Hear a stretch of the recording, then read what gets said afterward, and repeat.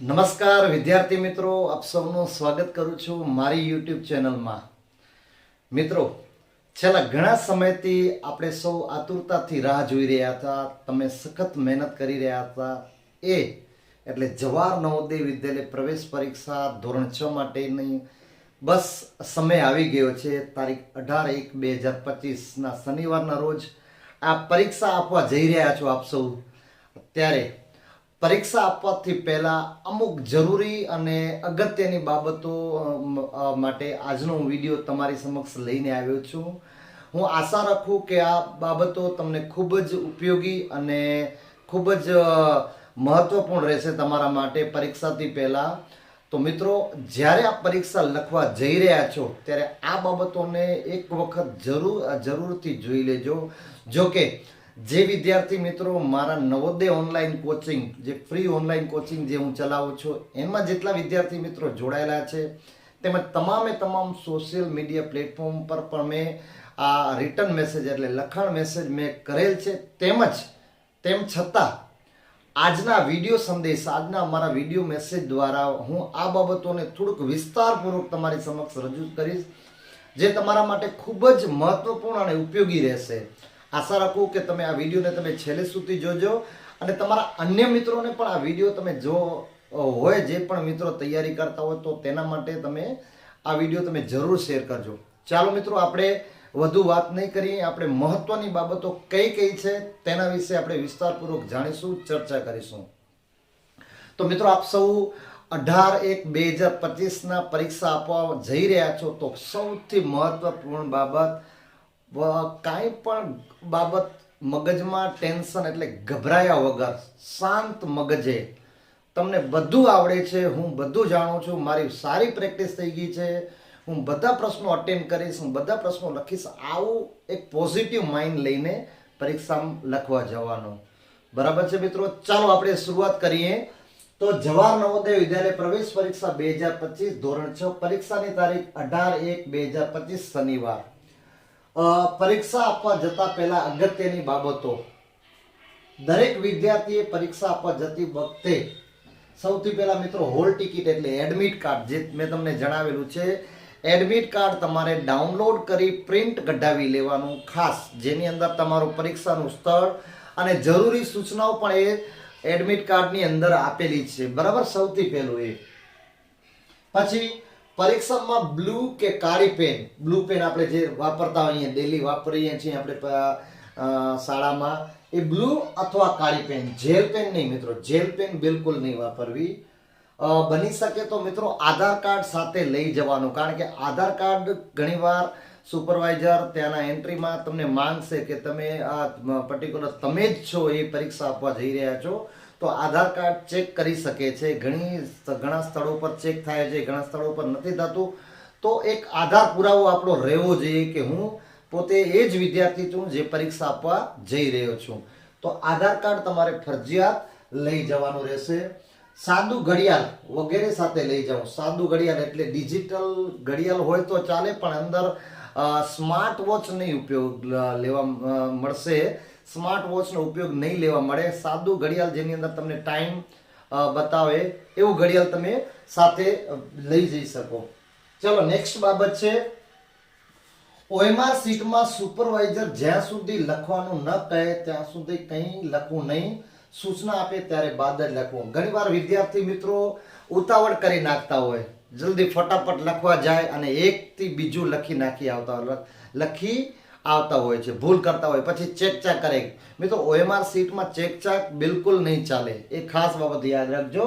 જ્યાં સુધી તમને તમારા જે પણ વર્ગ નિરીક્ષક હોય, જે તમારા પરીક્ષા દરમિયાન જે સુપરવાઇઝર આવે, એ સૂચના ન આપે ત્યાં સુધી કશું જ ન લખવાનું, એટલે કંઈ જ ન લખવાનું. બરાબર? એ સૂચના આપે ત્યારબાદ જ લખવાનું. નેક્સ્ટ, ઓએમઆર શીટમાં પ્રથમ ભાગમાં પોતાના બેઠક નંબર એટલે રોલ નંબર, પોતાનું નામ કેપિટલમાં, પોતાના પિતાનું નામ અંગ્રેજી કેપિટલમાં લખવાનું રહેશે. અંગ્રેજીમાં માની લો કે જગદીશ છે તો JA કેપિટલમાં લખવાનું. કેપિટલ અક્ષર એટલે પહેલી, ગુજરાતીમાં આપણે સાદી ભાષામાં પહેલી ABCD. બરાબર? JAGDISH જગદીશ. પછી પિતાનું નામ જે પણ હોય તમારું એ કેપિટલ અક્ષરોમાં લખવાનું રહેશે. એટલે આ વસ્તુ તમારે મિત્રો ભૂલ નહીં કરવાની. વિદ્યાર્થી મિત્રો ખાસ યાદ રાખજો. નેક્સ્ટ વન, ઓએમઆર શીટના બીજા ભાગમાં પોતાનો રોલ નંબર, સ્ટેટનો code, district code, block code, centre code એ હોલ ટિકિટમાં જોઈ સુપરવાઇઝરની મદદથી ભરવાનું રહેશે. મિત્રો આ છે ને આ ખાસ ઘણીવાર વિદ્યાર્થીઓને ખબર નથી હોતી, કારણ કે તમે હજી નાના છો એટલે આ બધી વસ્તુનો ખ્યાલ નહીં હોય. તો એ તમારે સુપરવાઇઝરની તમારે મદદ લેવાની અને state code, district code, block code, centre code આ બધું હોલ ટિકિટમાં આપેલું રહેશે અને એનું તમારે ભરવાનું રહેશે ઓએમઆર શીટ, જે તમે સુપરવાઇઝરની મદદ લેવાનું. સુપરવાઇઝર એટલે જે તમારે પરીક્ષા દરમિયાન જે શિક્ષક આવે એની મદદ લેવાની. નેક્સ્ટ વન છે, ઓએમઆર શીટમાં કોઈ પણ જાતની ચેકચાક કરવી નહીં. કોઈ પણ જાતની ચેકચાક ચાલશે નહીં. એટલે ધ્યાનથી ભરવાનું, ઉતાવળ બિલકુલ ન કરવાની. ન સમજણ પડે તમારે સુપરવાઇઝરની મદદ લેવાની, પૂછી લેવાનું. એક વાર નહીં, 2 વાર, 3 વાર, 4 વાર, જેટલી વખત તમે પૂછશો એટલી વાર તમને સુપરવાઇઝર તમારી મદદ કરશે. એટલે ફરજિયાત આ પૂછી લેવાનું. મિત્રો ઓએમઆર કેવી રીતે ભરવી એના વિશે પણ મેં વિડીયો બનાવેલ છે. જો તમને જોવા માંગતા હો નવોદય પ્રવેશ પરીક્ષામાં ઓએમઆર શીટ કેવી રીતે ભરવી, તો એ વિડીયો હું લિંક ડિસ્ક્રિપ્શનમાં મૂકી દઉં છું. તમારે એ જોઈ લેવો, અથવા આઈ બટન ઉપર તમે ક્લિક કરશો ને તો ત્યાં તમને ઓએમઆર શીટ કેવી રીતે ભરવી નવોદય પરીક્ષામાં એ વિડીયો તમને મળી જશે. એકવાર એ વિડીયો ફરજિયાત જોઈ લેવો. બરાબર. મુખ્ય પુસ્તિકા નંબર એ સુપરવાઇઝર પેપર આપે તેમાંથી લખવાનો રહેશે. આ બધી બાબતો છે ને સુપરવાઇઝરની મદદ જરૂર લેવાની. જવાબ લખવા બ્લુ કે કાળી પેન વાપરવી, જેલ પેનનો ઉપયોગ નહીં કરવો. મિત્રો જેલ પેન શું થાય છે, ફેલાઈ જાય છે. માની લો કે તમે ગોળ કુંડાળું કરશો, 4 વિકલ્પો આપેલા હશે, ગોળ કુંડાળું કરશો તો ફેલાઈ જાય છે, એટલે તમારી ઓએમઆર શીટને બગાડી નાખશે. ખાસ ધ્યાન રાખવાનું. ઉપયોગ નહીં કરવાનો, જેલ પેન નહીં કરવાનો. બીજી બાબત, જે પરીક્ષા ટાઈમે તમે જે માની લો કે બ્લુ કરો છો તો બ્લુ જ જાળવી રાખો, કાળી વાપરો છો તો કાળી જ ને જાળવી રાખો. 2 પેન સાથે લઈ જવાની, એક કલરની. માની લો કે બ્લુ છે તો 2 બ્લુ પેન સાથે રાખી દો, એક પૂરી થાય તો બીજી ઉપયોગ કરી શકો. બરાબર છે મિત્રો. પરીક્ષા દરમિયાન કોઈ પણ મૂંઝવણ પડે અથવા પ્રશ્નપત્ર પ્રશ્ન ન સમજાય તો સુપરવાઇઝરને પૂછી લેવું. જવાબ નહીં, પ્રશ્નમાં કાંઈ પણ સમસ્યા તમને જણાય, તમને ન સમજણ પડે તો તમે પ્રશ્ન સુપરવાઇઝરને પૂછી શકો છો. જવાબ લખવામાં કોઈ પણ ઉતાવળ ન કરવી. મિત્રો જલ્દબાજી બિલકુલ નહીં, ઉતાવળ તો બિલકુલ ન કરવાની. મિત્રો માની લો કે પ્રશ્ન તમને નથી આવડતો, સમય લે છે ને, તો એ પ્રશ્નને થોડી વાર માટે મૂકી દો બીજો, કારણ કે ઘણીવાર બાળકો એક જ પ્રશ્નમાં 10-10, 15-15 મિનિટ લઈ લે છે. એટલે મિત્રો આવી રીતે બિલકુલ ન કરવાનો.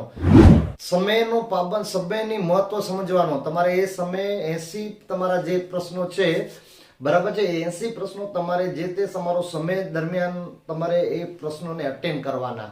આ ખાસ અને મહત્વની બાબત. ઘણીવાર વિદ્યાર્થી એક જ પ્રશ્ન પાછળ ઘણો સમય મૂકી દે છે. જો ના આવડે તો અત્યારે એને મૂકી દો, એને ક્રોસ કરીને મૂકી દો, પાછી છેલ્લે સમય બચે ત્યારે એ પ્રશ્નનો જવાબ લખવાનો. બરાબર છે મિત્રો. સમયનો ધ્યાન ખાસ રાખવાનું. મિત્રો એક જ પ્રશ્ન પાછળ ઘણો બધો સમય ન ફાળવવો. બરાબર. પછી બધું આવડે છે એવો આત્મવિશ્વાસ રાખો. મિત્રો મને બધું આવડે છે, મેં પહેલા તમને કીધું કે હું બધું આવડે છે, હું બધું શીખ્યો છું, બધી પ્રેક્ટિસ કરી છે, હું બધું જાણું છું, એવો ભાવ રાખવાનો. ત્યારબાદ એક પણ પ્રશ્ન છોડવો નહીં અને બધા પ્રશ્નોના જવાબ લખવાના. છેલ્લે માની લો કે તમારે સમય જોવાનો કે ભાઈ માની લો કે 15 પ્રશ્નો બાકી રહી ગયા છે અને 5 થી 10 મિનિટ બાકી છે ને, તો 4 વિકલ્પમાંથી પછી સમજી લો ને 5 મિનિટ બચે એટલે ગમે તે 4 માંથી 1 માં તો કુંડાળું એટલે સર્કલ મારી જ નાખવાનું. જો છોડી દેશો તો જવાબ તો એનો મતલબ એ રોંગ હશે, ખોટો જશે. એના કરતા તમારે સર્કલ કરી જ દેવાનું. છેલ્લેની વાત છે મિત્રો. આ ક્યારે? જ્યારે તમારી પાસે છેલ્લો 5 કે 10 મિનિટ બાકી છે ને, ઘણા બધા પ્રશ્નો બચ્યા છે ત્યારે જ. બરાબર. અને મિત્રો ફરીથી તમને જણાવી દઉં, ગણિત વિભાગ, માનસિક યોગ્યતા કસોટી અને ફકરા વિભાગ, ફકરો બરાબર વાંચન કરવાનું, કારણ કે ફકરાની અંદર જ જવાબ આપેલા હોય છે. માનસિક યોગ્યતા કસોટીનો પ્રશ્ન વાંચવાનો. શું પ્રશ્ન? અસમાન આકૃતિ શોધો. તો અસમાન આકૃતિ શોધવાનું છે. ઘણીવાર પ્રશ્નો વાંચ્યા વગર ડાયરેક્ટલી ધડામ જવા દે છે, ખોટું પડે છે. તો પ્રશ્નો બરાબર વાંચવાનો, ગણિત પ્રશ્નો બરાબર સમજવાનો, પ્રશ્ન સમજી અને પછી એનો જવાબ લખો. બીજી અન્ય બાબત મિત્રો, જ્યારે તમે OMR માં લખવા જાઓ ને ત્યારે એ પ્રશ્નનો પાંચમાનો છે ને એનો છઠ્ઠામાં જવાબ ના ચાલ્યો જાય, એ ખાસ બાબત રાખવાની ધ્યાન. ઘણીવાર વિદ્યાર્થી મિત્રો શું કરે છે, પાંચમાનો પ્રશ્નનો જવાબ છઠ્ઠામાં ગોળકુંડાળું કરી આવે છે. તો આ બધા પાછળ બચશે, બધા નીચે જેટલા તમે જાશો ને નીચા, એ બધા તમારા ખોટા આવતા જશે. કારણ કે એક પ્રશ્ન તમે ઉપરનો નીચે જતો રહેશે તો નીચે વાળો વળી બીજામાં ઘૂસી જશે, ત્રીજો પાંચમો છઠ્ઠામાં ચાલી જશે, છઠ્ઠાનો જવાબ સાતમામાં ચાલી જશે, એમ તમારા બધા જવાબો ખોટા જશે. તો આ ખાસ બાબત મિત્રો યાદ રાખજો. આ બાબત છે ને ખાસ અને મહત્વની બાબત છે, બરાબર છે. તો આવી રીતે ન થાય એની ખાસ અને ખાસ કાળજી રાખવી. કારણ કે ઘણીવાર પ્રશ્ન બધા જવાબ સાચા હોય છે, પણ પ્રશ્નનો જવાબ છે એકના બીજામાં લખી નાખ્યો તો પાછળના બધા જવાબો ખોટા આવે છે, બરાબર છે મિત્રો. તો આ ખાસ બાબત છે જે દરેક વિદ્યાર્થીએ ગંભીરતાથી લેવી. ઉતાવળ તો બિલકુલ નહીં, શાંત મગજે, કોઈ દી ટેન્શન ન લેવાનું. નથી આવડતો ત્યારે મૂકી દો, બીજો કરો, બરાબર છે. બીજી બાબત, સુપરવાઇઝરને તમારે પૂછી લેવાનું કે તમારો જે પ્રશ્નપત્ર છે અને OMR શીટ છે, જો તમારો પ્રશ્નપત્ર છે એની અંદર માની લો કે તમને જવાબ આવડી ગયો તો ટીક કરતું જવાનું, કે તમને ખબર પડે કે મેં પાંચમો પ્રશ્ન મારો થઈ ગયો છે, એટલે તમને ખબર પડે કે ભાઈ આ મારો લખાઈ ગયો છે, છઠ્ઠો પ્રશ્ન લખાઈ ગયો છે. બીજી બાબત, જે પ્રશ્નપત્ર હોય એમાં 4 વિકલ્પો આપેલા હોય ને પ્રશ્નપત્રમાં, એમાં તમારો જે સાચો જવાબ હોય તો નાનો એક બિંદુ મતલબ ટપકું કરી નાખવાનું, એટલે તમને ખબર પડે જ્યારે તમે જ્યારે પરીક્ષા પૂર્ણ કરી બહાર નીકળો ત્યારે તમે તમને ખબર હોવી જોઈએ કે મેં પાંચમા પ્રશ્નનો આ ચોથો વિકલ્પ લખી આવ્યો હતો. એટલે તમારે ચેક કરવા થાય, તમારો જવાબ ચેક કરવા થાય કે તમારા કેટલા જવાબો તમે સાચા લખ્યા છે. જ્યારે એનું ઉત્તરવાહી એટલે એના જ્યારે આન્સર કી આવશે ત્યારે તમને ખબર પડે કે તમારા કેટલા જવાબો સાચા છે.